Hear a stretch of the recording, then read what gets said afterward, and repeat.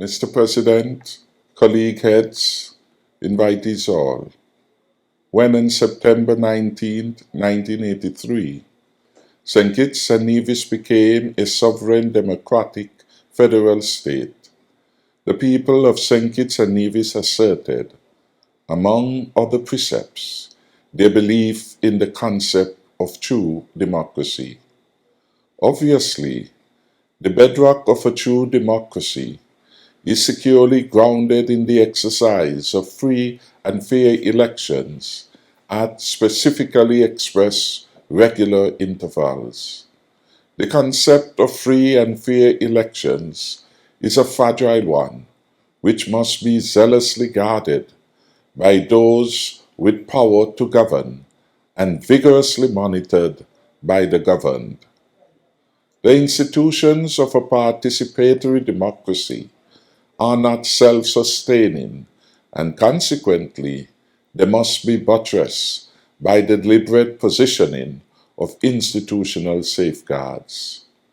The strengthening of democracy is part of the bulwark against authoritarian rule, a commitment to eschew authoritarian rule, adhere to the separation of powers, maintain transparency, and an accountable electoral process are all imperatives for a democracy wedded to the rule of law. St. Kitts and Nevis, a relatively young sovereign state, is still in the process of strengthening its democracy. Parliamentary representatives are chosen every 5 years via the casting of secret ballots by all eligible voters 18 years and over.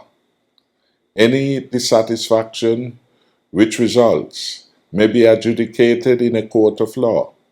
The court, of course, is one of the tripartite institutions, along with the executive and the legislature, which ensures separation of powers and prevents the foundations of democracy from being eroded.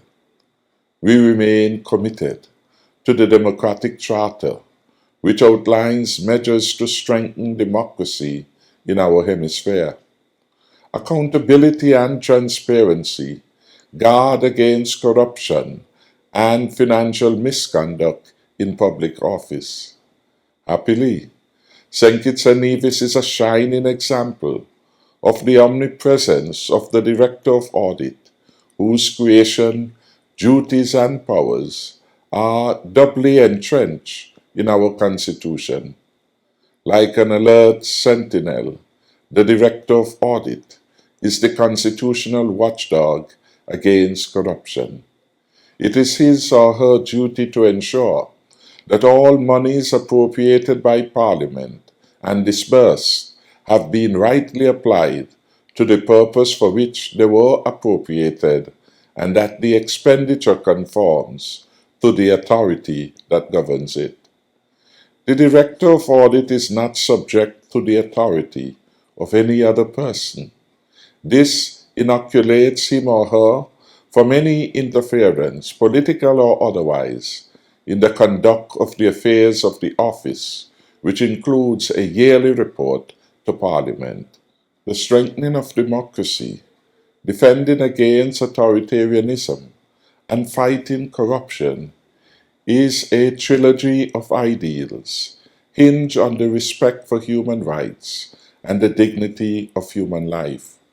All three are grounded in an imperative that respects and recognizes that every life is imbued with intrinsic value.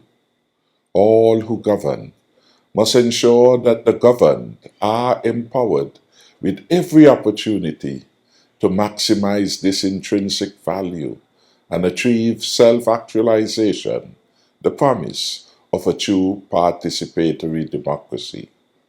I thank you.